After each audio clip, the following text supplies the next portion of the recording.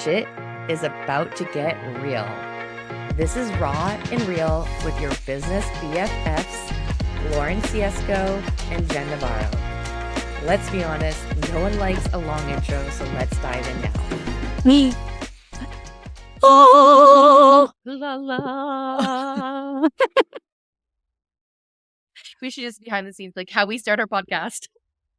This is actually, we're singers, the Von Trapp family singers. La do, a dear, a female dear. See? Okay, but I will say though, Mm-hmm. are we in it? Can we like start? Yeah, we're in it. We're in it. Okay, so since we were just being silly and talking about the Van Trapp family of Sound of Music, which by the way was one of my favorite movies ever. This Like explains everything. It was one of I'm like, too. okay, so much about it. Okay. So, you know, in that, like one of the things why I love that movie is just the joy you get from like watching the kids and what's her name, that lead?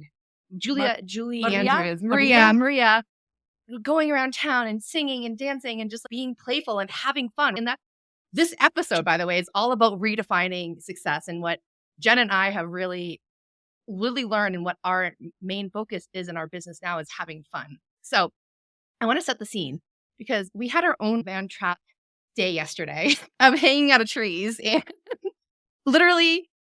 So here's the picture. We're in Mexico City on Amsterdam Street, which is one of my favorite streets in the whole wide world, probably. It's so beautiful.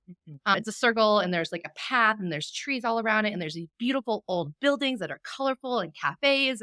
And we're dressed up. I have like rhinestone boots on and Jen has like these green glasses. It was just such a fun experience. And we're jumping and we're playing around. And Jen looks at me at one point and we're laughing and having the best time. And Jen looks at me and she's like, just two 40-year-olds like having fun in Mexico City. And there's something like you said, jumping around in Mexico City. And I had this like moment where I was like, oh shit, this is success. This is work. We're working right now, even though we're considering this podcast more of a fun hobby, but it still follows under the work category. And this is work.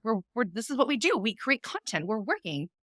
And to be in one of the most amazing cities with my best friend, seeing like kids that are 40 and we're 40, having so much fun, literally jumping around. I can't wait for you guys to see these photos. So good. But I was like, that's success. It was fun, y'all. I mean, I'm sure that everybody who got the show yesterday, who didn't pay for tickets, by the way, it's free to watch two 40-year-old women jumping around in Condesa. I hope that it brightened someone's day, because it was just really, it was really us, which felt really good because, okay, so we had done a photo shoot when we first met in 2021. It was 2021, April 2021. And it was just a whole different thing back then. We styled I remember we wanted it to look like a magazine cover. Yeah. And we did it. We even hired like a fashion photographer who's one of my good friends to shoot amazing. us. It was just such a cool experience to get shot by somebody that literally shoots supermodels and works for some of the best publications in the world. It was a whole experience. And we literally hiked the Hollywood Hills and did the photo shoot in cactuses in the Hollywood Hills. Cactuses. And we were in like these super high-end dresses off the shoulder, like your look with the off the shoulder. Yeah, they were like sequins, like with sequins, like black so sequins. And I think she was wearing cheetah print, and black also. Really cool cuts. It was a fun shoot. It just was a different vibe and a different time. And I think we were both still in our late 30s. We weren't 40 yet. And I think this is so fun because in our last episode, we really talked about like the burning it down. And that photo shoot, those photos no longer represent where we are. These photos we have, and we'll share, maybe we'll share them with you guys. You guys have to see them if you haven't. But they are stunning. Stunning. But it wasn't the vibe. There was a part of me that like wants to do something epic with them. That's just no longer us. Right? It's so funny because this photo shoot that we just did yesterday, like it's us. Yeah. If you just looked at the photos, they're not videos at all. If you No. just look at the photos, you'll be like, okay, I know who these people are. Like, Yeah. I get it. And a friend of ours was saying yesterday, like, well, when people see these, because she saw like a little preview, she's like, they'll know whether they're your people or not. It's so fun. Literally, Jen's like on my back in some of the pictures. Yeah. But I mean, this is in this, and we're going to talk about this in another episode around like just authenticity and its self-expression. But this is, I think, one of going back to the success and really how we are now just defining success. And a piece of that is just fully, unapologetically getting to be ourselves and getting to help people and get paid for that. That to me is, I think, the best feeling in the world. And that is success, being able to do what you want, be who you are without filtering yourself. And I remember, you're going to laugh at the story because you remember this old me. When I first became a coach, I got asked by a well-known coach, and she certifies coaches. She asked me to work for her. So I was doing these calls. And I remember I would have like outfits or tops that I'd put on to do these professional calls, but because I was working for somebody else. But then when I would create my own content or when I was doing my own calls, I was like wearing the clothes that I would wear. And I think that's just like a huge piece, because I remember even being in corporate, and like my last job in corporate, we had like a dress code and we had to like wear certain clothes. And to me, getting to wake up and sometimes not even getting out of my yoga pants for 6 hours or all day long, or waking up and going to the beach and walking for hours and then showing up to my call with sandy feet in a bathing suit. I can't tell you how many times I do coaching calls in my bathing suit. That's just, once again, another form of what I really am now defining, like what success looks like is just getting to do it your way. It's like having this total freedom to be you. Yeah. Yes. This is a theme of one of my latest YouTube episodes, latest YouTube videos, because I had this realization. This realization came from talking to a friend of mine who is actually in her late 20s. And she's like on her hustle game, and that's cool. Yep. And I'm like, maybe if I was still in my late 20s, I'd be on that same track. Yeah. But right now, I can't energetically. It's too much to be on that 4 times a week sort of like YouTube video schedule, or 3 times to 10 times a day posting short form social media content. It's literally too much. That is the fastest way to head towards burnout. And I'm realizing, like, us business owners, content creators over 40, we can do it differently. Like, we're allowed, and not only are we allowed, but we should do it our own way. Totally. One of my clients that have worked with for a while, she is a TikTok person. She has over 100,000 followers. She's amazing. She actually helps people become famous. She's like a self-made celebrity. She's amazing. And I've always been so fascinated about, because when I first started working with her, she was at like 10, 12,000 followers. And then within, not a very long time, was at 100,000 followers. And I asked her, I was like, what is it? And I don't post a ton of content. She's like, people think that you need to be out there hustling and posting a lot, but I align myself. She's just, what's the right way to put that? I'll go woo a little bit. She's in the right energy, right? So she's doing in a place, she's not just going to do it, but she's really connected to what she's doing. So she creates really high quality videos a couple of days a week that hit. And that's how she grew her audience, because she was speaking directly to the people that they resonated, because she was so raw and she was so her. And that's actually what she teaches people, that there's like this energetic shift of like you being the person that hits. And I know that's really what I've learned, and what you've learned in our businesses, is because we've done it that way, where we did the hustle, and it only gets you so far, because at some point it's not sustainable and you're going to have to find another way if you want to keep on going. I like to frame it too, like exactly how we're saying it.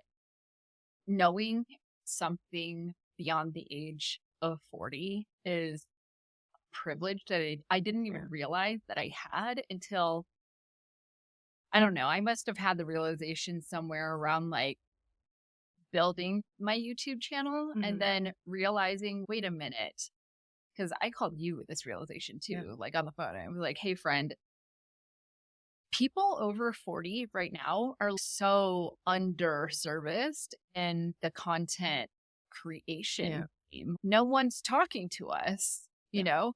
Everyone is talking to the 20s, 30s, the young people. They're trying to appeal to that attention span. They're trying to appeal to those topics that people under 40 like gravitate towards, because the thought is that these are the people that are hanging out on social media. And so we are bending ourselves backwards to try to make ourselves fit into this weird little box where we're like, we're not in that box.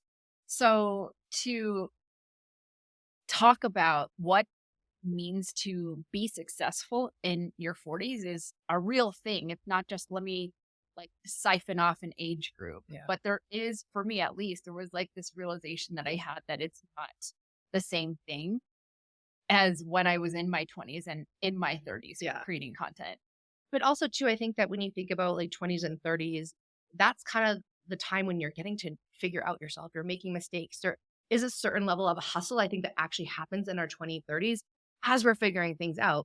But by the time you hit 40, you know yourself and there's a level of comfort.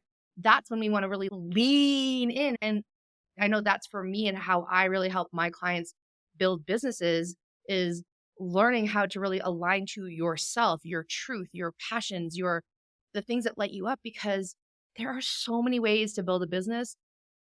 You might as well do it in the way that feels most lit up to you, that feels aligned to you, that feels aligned to your energy and how you like to communicate with people. And I think that when we get in our 40s and after there's a certain level of trial and error, we know what we want, right? We're not here to fuck around. We're here to get this shit done. And I think that when we're like, okay, I'm ready now to create this, we tend to want to go back to that model in our 20s and 30s of pushing really hard to get there. But I think that there's actually more power in leaning back in our knowledge and in our knowing and in a groundedness, because that energy of being connected to yourself before having to take the action is way more sustainable, but B, hits and resonates with people so much harder. And I think that why this happens is because I think in our 20s and our 30s, there's a level of proving ourselves to ourselves and others, and a certain level of validation that we're looking for in our 20s and our 30s. And when we get to our 40s, I think there's a little bit more of a shifter where there's already a level of inside validation. So we're not having to work and prove ourselves in the same way because we already are. And so we get to just move smoother and faster, but not harder. Yeah. Because there's already a connection and there's already wisdom and there's already trust with ourselves. And I think that when we can use our experience and use this, like just knowing inside of us, that's the thing that's going to allow us to bring more ease. Also allow us to say, no, I don't have to people please. And I think me and Jen have majorly gone through this in the last couple of years that we've seen each other, of just giving a lot less fucks about what other people think, even each other sometimes, right? I mean, well, that's something that I just appreciate about our friendship anyway, is that I know Lauren's not here to blow smoke up my ass, which is something that would always bother me when I was younger, is like feeling like I had to suss out people. Yeah. Like, do I trust that this person is being genuine or are they trying to get me to like them? That was like a big thing for me. And I don't know why. I was always skeptical. Like I didn't really know. Yeah. And so I find now in my 40s, it's so easy for me to just weed people out, and not in a negative way. It's just like, I know who are my people. I know who I want to spend time with, who I want to have conversations with. I know who feels like a waste of time, and not for any other reason, not saying that there's anything wrong with those people. They're just not my people. We don't have as much in common as I would like with somebody who I'm going to keep close. Absolutely. Yeah. I think too, that's part of in life and even in our business, when we are trying to please, and I'm going to talk specifically about like maybe like a niche or something, right? When we're trying to be broad and please everybody, there's a lot more like energy. There's a lot more like stretching and work you have to do, where I think that the more you are just who you are and that you are speaking directly to the people that you want to be talking about and not trying to talk to everybody, not trying to appease everybody, not only does that create more freedom, but also create more success actually. Because we just had this conversation because, me and Jen are always having fun conversations about like my business. And when our brains get like a little scattered, we go back to the basics, which is always really being clear about our messaging, being clear about who we're actually helping, but we're about the results, right? Like going back to the core things. And over the 8 years that I've been in business, the more that I have really refined and specifically try to talk to certain people and try to repel other people, that's really where this actual success comes in building a following, growing, and selling too. I feel like, I don't know if it was just me. I know it wasn't just me because I know everybody has problems niching. But while we were doing our coaching businesses back then in 2020, 2021, it was like a huge deal to be like, like I chose my niche. Like people did not want to choose a niche. I mean, I didn't even want to choose a niche. It was like flippy floppy back and forth. And I feel like even though we kind of defined who our niche was, I think you and I together it was easier for us together to define a niche, especially with the first iteration of the podcast, because it was like, oh, you were obviously an entrepreneur, you were into spirituality, and that's why you'd be listening to our podcast. Like, I think as time has gone on, and then as your and my businesses became separate, like trying to figure out who we were really talking to was a big thing, something that I thought was really interesting was like on YouTube, man, I've been wanting to get on YouTube since 2011 or something like that. Like for 17 years, I had dabbling in and out of YouTube, not with my own channel, once with my own channel, but this last iteration was one where I finally chose a niche, and the niche happened to be people over 40 who want to be creating content, because I think that we are even like, there's a lot of people who are like, don't tell anybody how old I am. I'm like, I will tell anybody how old I am because I don't really care. And I don't actually even care about talking about how to look younger, feel younger, pretend like you are younger. There's a lot of that kind of content, and that's cool and all, but that's not my vibe. It's boring to me. There's so much more interesting stuff that we talk about. You know what I mean? Especially as people who've had careers for 20 years. It's not the same as like somebody in their 20s who's had a career for 10 years. We've got a decade on them. And also too, like I said before, like we're not here to fuck around. We know what we like, we know what we don't want. It's just about making it more enjoyable. It's about, and I think that's the freedom of it. And going back to, and I think that we get so caught up on metrics, right? When we think of the word success, when we think about what that is. And actually recently in the last couple of years, me and Jen have talked about this, I think in last episode, is that we really have changed the way that we look at how we're measuring ourselves in our business and how our businesses are doing. Where of course there was those times, and I want to tell this quick story where, and I remember this specifically, it was April and May and June of 2021 when we had launched our mastermind, and it was a crazy success. In fact, like me and Jen brought in $24,000 in 24 hours. Remember that? And we did a whole masterclass on that. And it felt like we couldn't do wrong. It felt easy. It felt fun. There was money coming. It was plentiful. Me and Jen had so much money. We actually look back now and we're like, damn, we did not know how to manage that money. We didn't know. It was a whole like thing to look at that. But because me and Jen, the way we were measuring our business was by money, trying to keep up with our peers or trying to keep up in some of the groups that we were running and some of the masterminds that we were running in, were really focused on money. And granted, yes, we are in business to make money. We're not here to have little jobbies. I mean, like our hobbies, like we're really here to make money. And that's what I love talking about with my people, but it's more than that. And when you get lost in it, and it can get really fun when a lot of money comes in, you're like, here it is. But I remember that when we were making the most money, I was actually the least happy. And I look back now because at that point in my life, I was taking off time from dating. I was not dating. I had not dated for many, many years.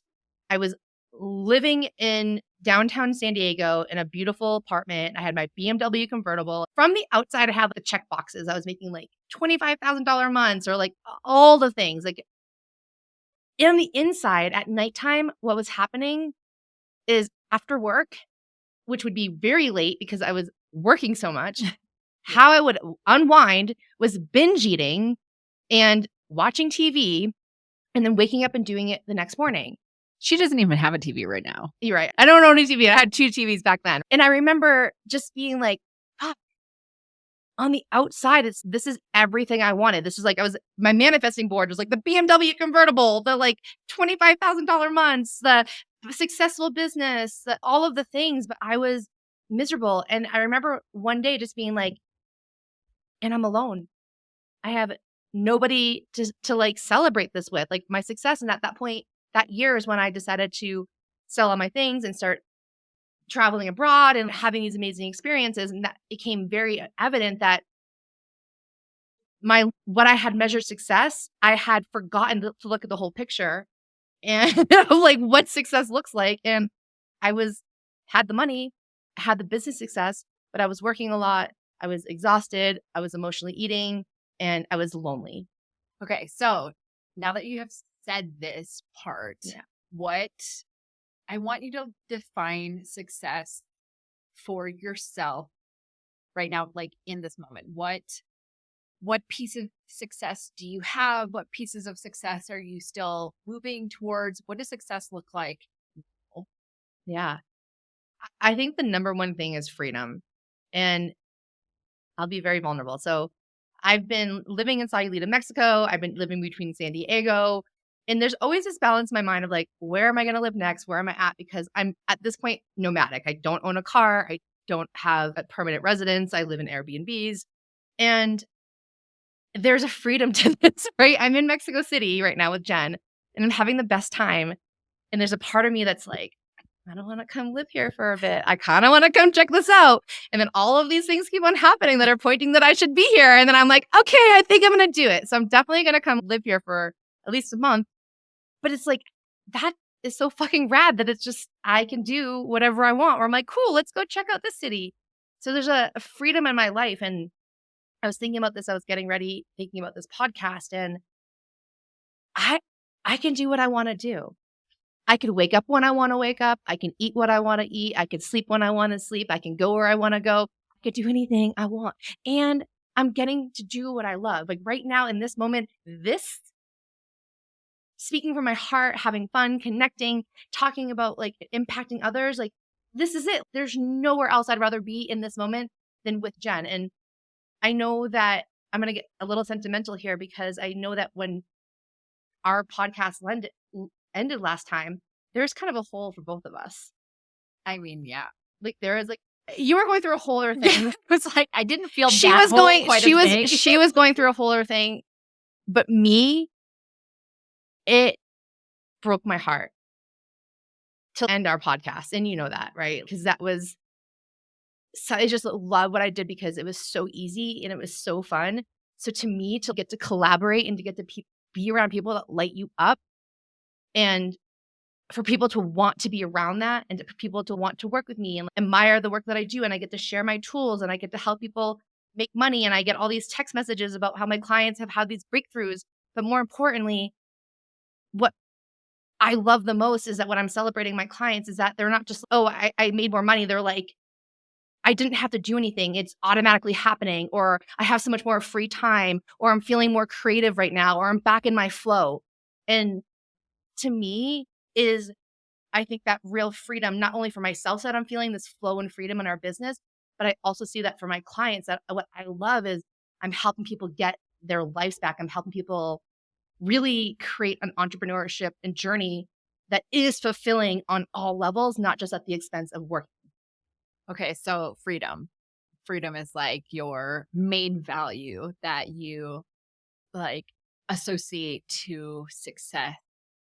What do you think it is that's happening in our like 20s and 30s that hinder us from seeing freedom as like the main value that we can measure success against? Ooh, that's such a layered answer, I think, because I think a lot of it is just society of right of not questioning. I think especially in our 20s, we're not we're still trying to fit in. We're still trying to find ourselves. Mhm. So I think that it's not until you're in your 30s, I think in your 30s you start questioning, and I think in your 40s and 50s, and especially in your 60s, you're like, right? So I think there's just a whole different mindset about what is important in life. And I think it's a journey from inside out, right? So depending on our journey with how comfortable we are within ourselves, because I think if we're not comfortable within ourselves and relying on others and outside factors, then we're going to find ways to measure ourselves from that. And when we're more connected to ourselves, when we are more in tune with ourselves, then we're going to redefine what matters, because we know that it's an internal job. Yeah, that's good. I think you're right. I think, yeah, I can see it actually. I'm like, oh, I can really see it when I was in my makeup artist's career. Yeah. I do think that a lot of that career was driven by this like internal passion. And it was really my dream job when I was young. I mean, when I was 4, I think it was my dream job to become a makeup artist. And so once I got the job, I was lucky that I actually enjoyed the process Mhm. of everything. Yeah. Like even down to like dragging my kit up like 2 flights of stairs to the subway. And there was something about accolades that you get as a makeup artist Mhm. that really like fed my dopamine Yeah. receptors as somebody who had ADHD and didn't realize it. You know Yeah. what I mean? Yep. That and seeing your stuff published and seeing your work on big screens and billboards and all of that stuff. And I was literally at some point in my career killing my body to be able to do this. Not just because in New York City you're hustling around all day, every day carrying heavy shit, but I mean the beauty standard Yeah. of needing to be super thin myself because I was around models all day long. No one was telling me, like, hey, Jen, you need to lose weight. But it's one of those like societal pressures that you Mhm. really feel, especially working in that industry, in the Yeah. beauty industry. So a lot of this like external validation I was getting in my 20s and early mid 30s was fueling me enough until the point where I was like, I'm lying to myself. And I needed to figure out what that even was. And you saying freedom is so interesting to me because like I don't think that I would have said that Well, that's prior gonna be when I my asked question. you the I was saying I question. want to know what your definition of success is for now too. Okay. Okay. So back then I think that my definition of success was like to become one of the top. Hmm. You know what I mean? Top earning, top, Requested, yeah, like requested, people know your name. exactly. They're like, yeah, Jen Navarro. We want Jen Navarro. Right, right. The reputation was Yeah. very important to me. And at this point, I I think that it's really success really to me is feeling fulfilled in my everyday life and being able to follow my energy. So in a way it's similar Yeah. to what you're saying, Yeah. right? Like Hmm. and fulfillment for me isn't coming from this external thing anymore. It's coming from the feeling of, wow, I feel really in integrity with what I do for work, meaning like I don't feel like I'm swindling anybody, manipulating anybody. I don't have that feeling. And I also don't have the feeling where the work that I'm doing is up for criticism or validation from art directors or creative directors or whatever, you know what I mean, in the industry.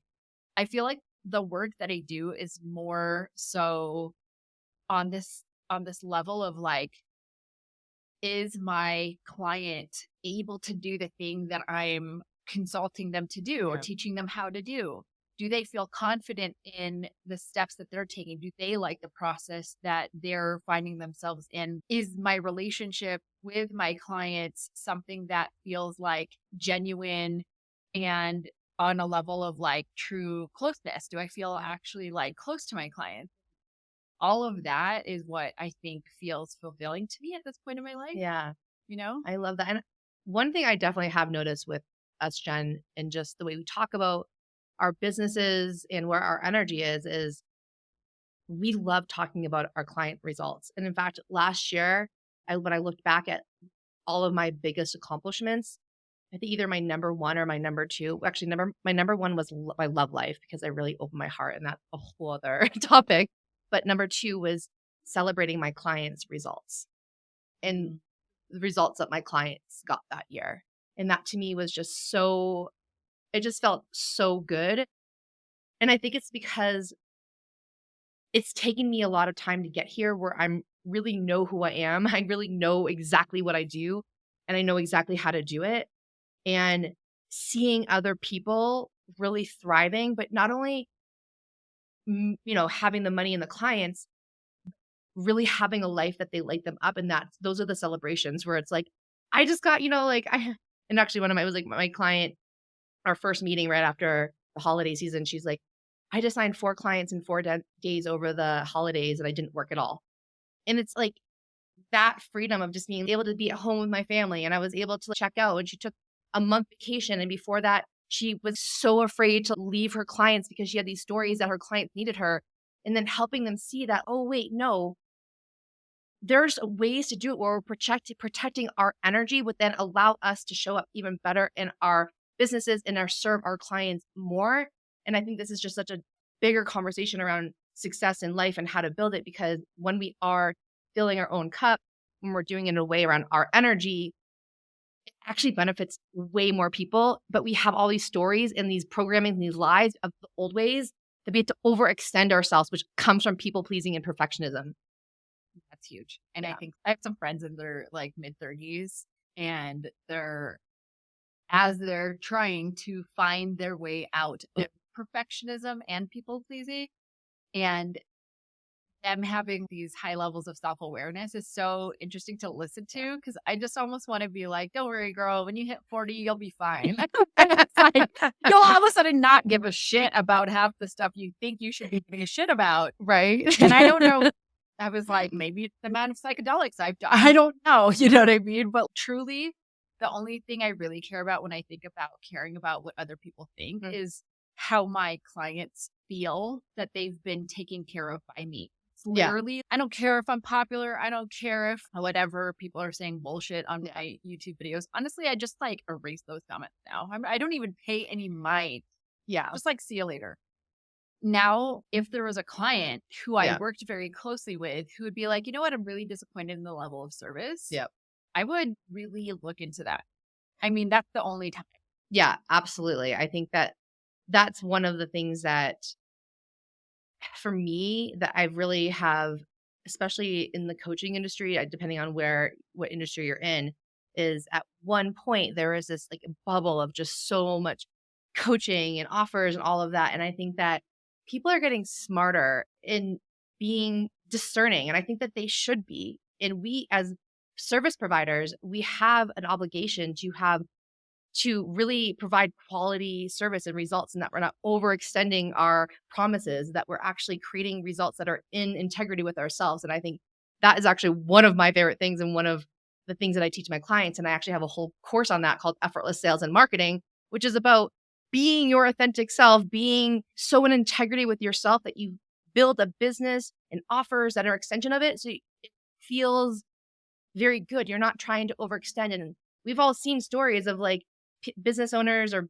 businesses that ended up falling under, or, scandal happened. There's like things where like they are really, the thing I'm thinking about is, oh gosh, Rachel Hollis giving like marriage advice when her like, and when her, and I'm sorry, we don't need to laugh, but like that's what we're talking about. This is once again, another, I think, level of success, or a definition of success, is that when your business and your offers and how you're running your business is integrity, there's a certain level of ease that you're not worried, because you're not worried that, oh, somebody's going to complain, or something's or I'm going to forget the lie that I told everyone. It's like when you're integrity with yourself, I also think that there's such a different level of ease and a certain level of integrity. And I, was in sales for 20 years. And I remember, I've sold for all different types of companies, and the best salespeople were the people that truly believed in it and were in integrity with what they sold, because they weren't, that people can feel when it's off. People can feel when they're like lying or trying to manipulate. So being able to sell from a place of integrity and sell from a place of true authenticity is such a beautiful, amazing feeling too. Yeah. I have a teacher who calls it putting lipstick on a pig. And she is staunchly against it. And it's great because I'm honestly staunchly against it too. I just have never really like to hear the way that she will drill down on her clients. So she's like this, I'm going to call her like a master brand strategist. I don't think she would call herself that, but she absolutely is one of the top brand strategists in Sweden for the last 20 years. And she would have, facilitation and these workshops with these huge CEO C-suites and call them out on their bullshit. Actually, I don't know if there's a real reason that your business should exist, And it's like, I'm not here to make your business look good. I'm here to share what authentic heart and soul of this company really is. We're uncovering it. I'm not here to greenwash your business and make it seem like you're doing something sustainable when you're actually not. And like her just saying that she's about 10 years older than me, I'm like, wow, this reinforces everything that I now believe. And that felt really good too, Yeah. And I think I love this conversation because I think that it's these small shifts that we make as how we're even looking at success that is then going to change the way that people are even running running businesses where they're not chasing the money, where there's more important things that actually matter, which then I think creates more sustainable businesses, ethical businesses, and long running businesses, and then also impacts people in better ways. So I think it's really this beautiful shift that benefits everybody. I'm going to say something that I think is a little bit, I would have never said this like in my mid 30s, early 30s. I'm dying to hear. What is it? Well, I had this realization after like living in Mexico for 2 years now, well, maybe a little over 2 years. After my business had shut down in 2022, was like desperate to figure out a way to just survive. And so getting 2 jobs and like, I even had to save up to move to that place in Sayulita. Yeah, I remember that. We figured out, okay, I could rent the place starting in this month. So I had 3 months to save enough money to prepay my rent, basically. Because I was like, I lost all kinds of self-trust. I was like, I don't know if I know how to make money anymore. Honestly, it was just like crumbled. And after going through the journey of figuring that piece out, moving to Mexico, realizing, okay, I'm actually going to stay in Mexico and continue living in Mexico, and finding this apartment and really stabilizing myself with just like the basics. And when I say basics, I mean, Amber and I moved into this place and had a bed and a rug. Yeah. We were and plants, 27 plants. 27 a bed, a rug, and 27 plants. Yes. Plants were very, very important. They had their priorities straight, by the way. Yes. But it was like one of the most freeing feelings to be like, oh my goodness, I don't have to make $50,000 months or $25,000 months. I need to make enough to live, and I can just actually sit back and enjoy my life here. I can go to so many different events here in Mexico City that are free, that are affordable to participate in. The food is affordable here. I can cook some beautiful things in my very simple kitchen. And I was just like, wow, the simplicity of my life here does not require tens of thousands of dollars to be made every single month for me to survive and live a high quality life. Exactly. Yeah. Oh, that's what it is. I had this realization one day. I was like, oh, we're not striving to make the most money we've ever made. Everybody really is just striving for what they believe is a high quality life. Yeah. And when I realized that my quality of life could be so high, and in comparison to my past version of what this quality of life feels like, it wasn't as expensive as I once thought. Right. Yeah. And I'm saying, okay, so caveat, I'm saying this from Mexico City, which is an expensive part of Mexico. So to everybody who's listening, who's like, it's expensive there. Yes, it is. And it is still much more affordable than my life was in Miami by comparison. And by Amber's life, in Maui by comparison. Hawaii is very expensive, especially right now. So I'm not trying to say that this is all just due to me being over 40. This is many choices that I've made intentionally to get to this point where my life could feel like this. Absolutely. And I think it's the letting go.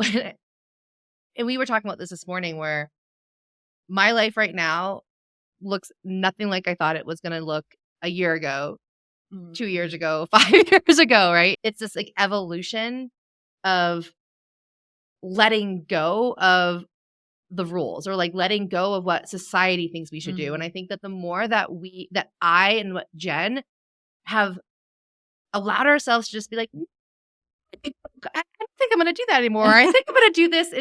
It's like these small little micro decisions that over time have led us here.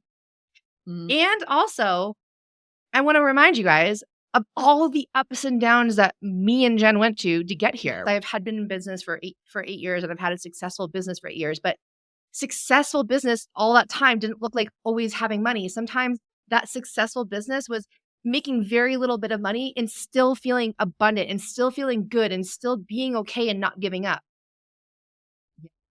Right? So this is not what actually, right? And that's what I had this realization. Yeah. I was miserable when I started as a buyer in New York City in like 2007, like a little bit after college. And everybody in my family was like, "Oh my God, divorce." You know what I mean? Like they're Jen living in New York City, you know? And I was like, yeah, but I secretly hated that job. Can you imagine can you imagine me sitting at it? I can barely sit here. No. I'm a squiggly wiggly. You know what I mean? I would fall asleep at my desk. I would fall asleep in meetings with my department head. It was horrendous. I was surprised I was fired from that job. But I decided in 2009 to quit my job and go to makeup school. And I was already old at that time. I remember being like 27 and thinking, oh my God, I'm so old. Because I was like the oldest one in my class with a bunch of like 18 and 21-year-olds. Yeah. And I was like, I don't care. I'm going to make it. And I did makeup school. I got a job part-time at Mac and I was building my portfolio with these like student films and student photo shoots, like on the side at nights, on weekends. I was working so hard. And that year I made $17,000 and I was so fulfilled. Yeah. You know? Yes. And that's it, where success can be as easy as you're getting to do what you love to do. It doesn't have to be measured in like all of this money. And it's sometimes I feel like there's this dichotomy within my personal business because ultimately like I help people make money, but I do it in a way that lights them up. So maybe it doesn't make as much money if they were to like hustle or do some of these like get rich fast schemes, but that's at a cost of integrity or your soul or hustling. And I think that we're seeing that there is a whole other way to build a business that you're enjoying the process, you're doing it the way you want, and you're connected. And I'm saying this to you as I'm having to remind myself all the time because I'm so ambitious. I have a big old vision. And this one right here is constantly reminding me, being like, wait, you're exactly where you need to be.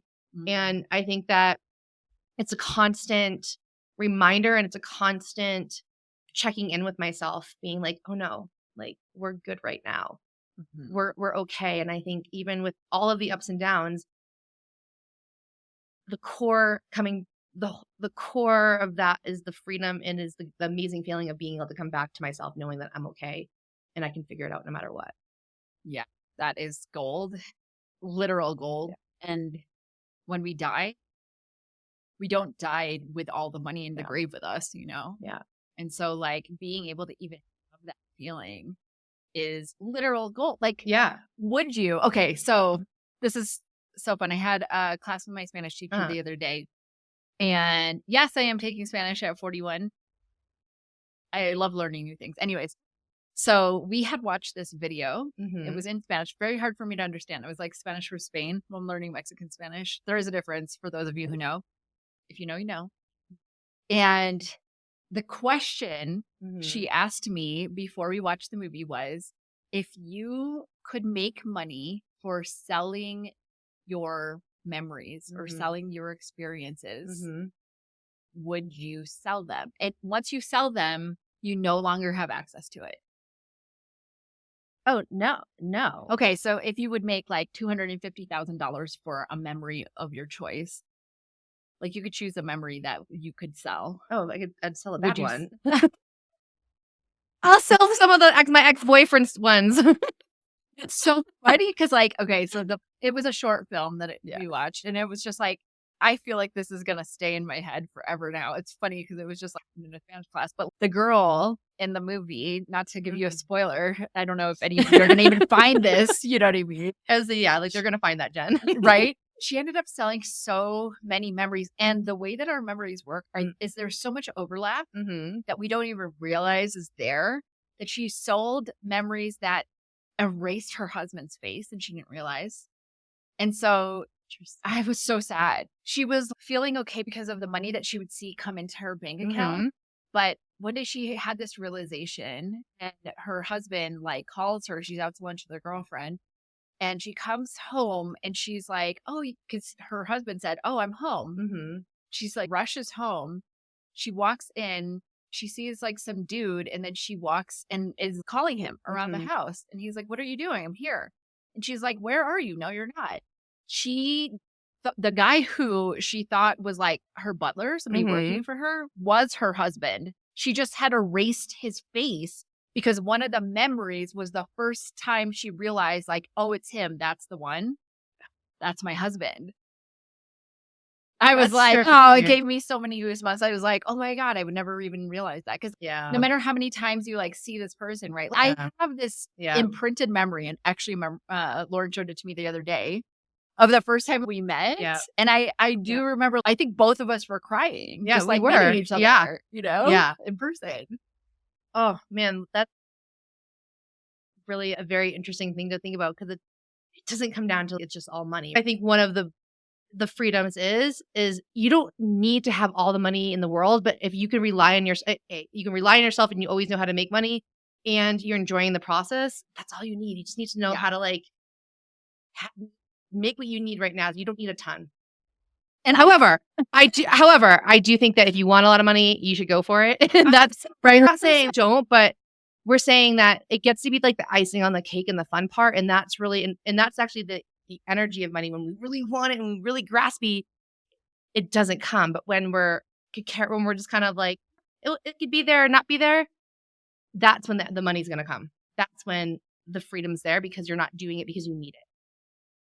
My money was coming when I really needed it and really wanted it, though, like with that job. Yeah. You know what I mean? So I'm going to say something contrasting a little bit because I think that I have in the past few years, like reorganized for myself in my mind, at least, like the way that I think about money.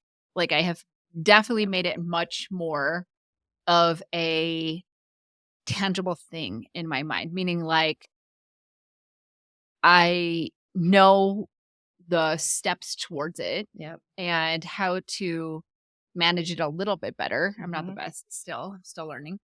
But I know that, yes, there's an energy to making money. And also there are some practical like steps. And it's like you can't make one more important than the other. No, they are both because you have to have the belief that you can take the action to do it.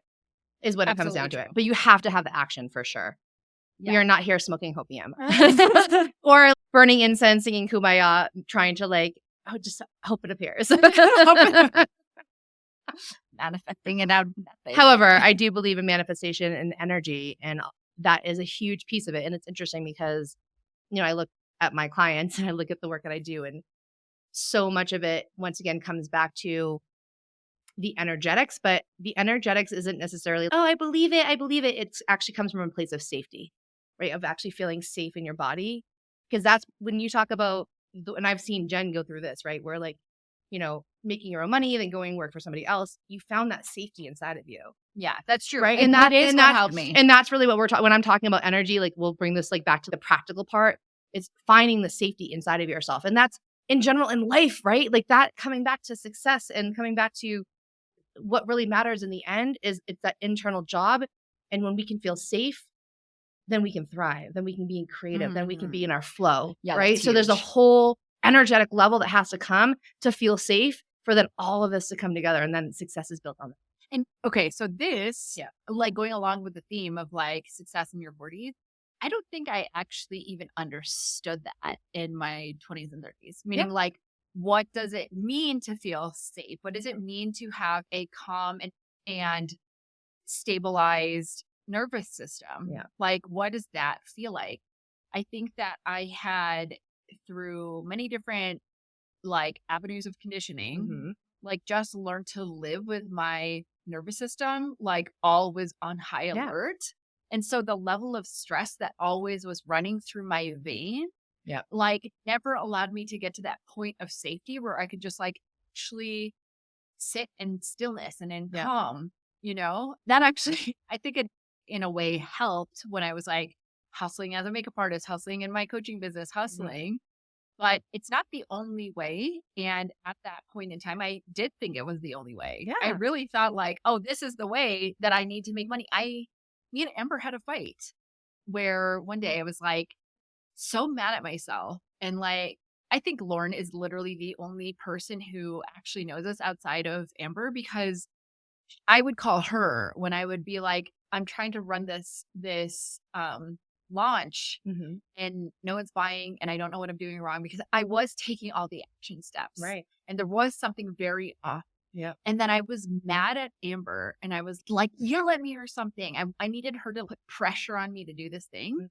And she's like, "I will never yell at you like that." She's like, "The only thing I will ever yell at you is how much I love you." Aw. And I was like, because I didn't know how to operate Because outside of right, because pressure. they're exactly, and I think that's again what's like this 20s and 30s and redefining success in our 40s.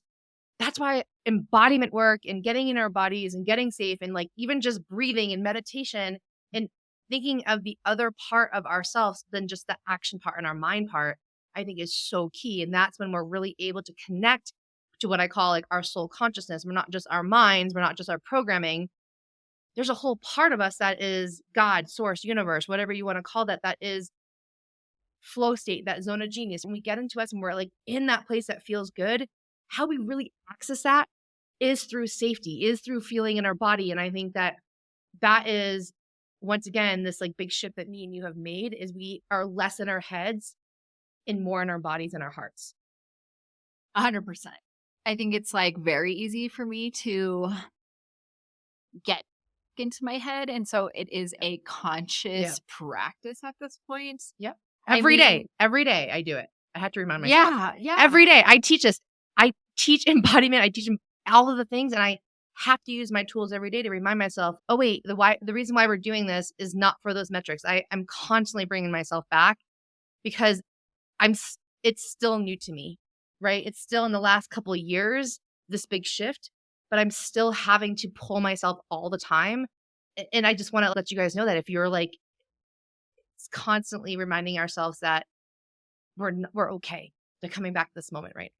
Yeah. And I think, interestingly enough, it kind of aligns to with what I used to be like just as a person in my 20s and 30s. Escapism was the name of the game. You know what I Yeah. mean? Dissociating. And yes, to a certain extent, there was a point in my life where dissociation was actually serving me. And what I mean by that is like, if I needed to operate in a space to just get through it and get out of it or whatever it might have been to dissociate and go wherever my defense mechanism was Right. taking me was the only way that I knew how to, and it worked for the time being. Yep. But in the process of healing, right? In the process of coming to myself and landing in my body and feeling okay to be here Yeah. and safe to be here.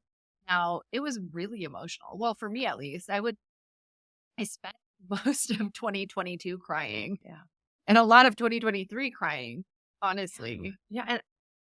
And that's to me, that's the release. That's the layers of us that we sometimes have to face so that we can really get to the core of what's inside of us. And there's once again, I think as we get older, we have a settling with inside of us. We have more of a desire to like truly do more fulfilling work, right? We're not checking off boxes. I think that if you're listening to this podcast, there's something inside of you that is wanting more than just that typical, typical, right? So it requires, and we're gonna start wrapping this up here, but you know, I think that for me right now too, and one of the most valuable things that I've learned and that has gotten me the farthest and that will end up leading me to all the success I want in this world, which is in every moment being able to choose differently if I need to. So instead of being stuck in my old ways, instead of just going with the flow, being willing to stop, being willing to get in, being able to discern, is this my mind? Am I being led? And making more decisions from my heart, making more decisions from the internal knowing that I'm already enough.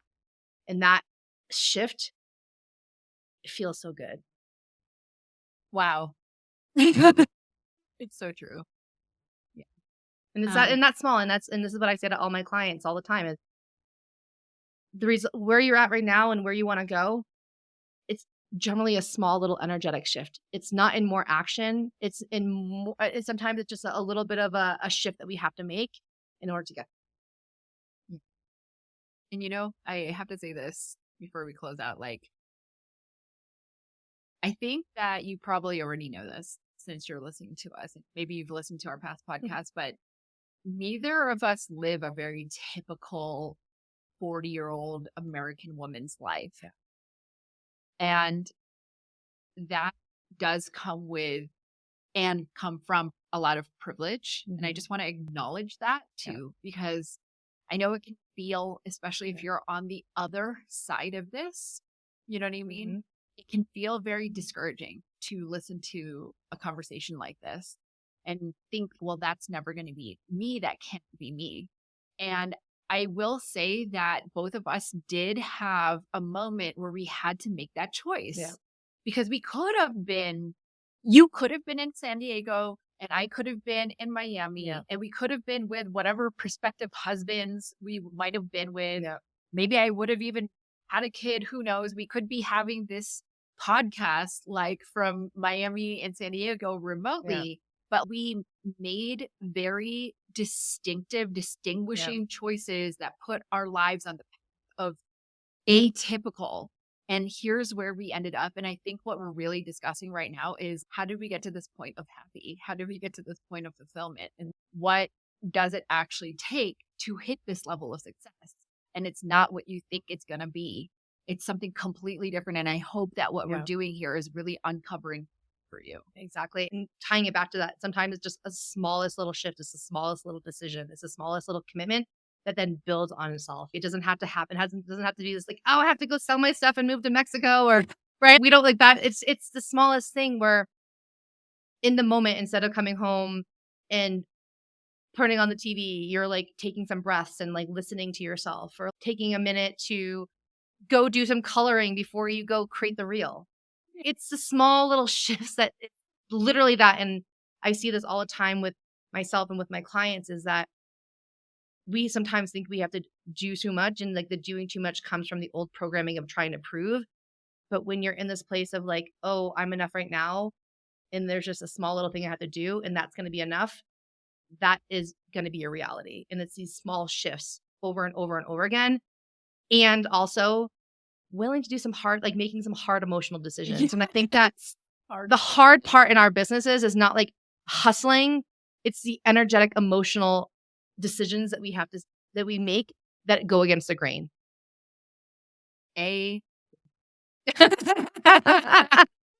Well, thank you for tuning into another episode. This is, as always, so fun. So fun. And truly, we're so happy that you're here with us and you're like our third best friend. We'll see you next time. Hey friend, enjoying this podcast and want to work with us to simplify and scale your business? We have a full service boutique agency. Check out the show notes for more information and to apply to work with us.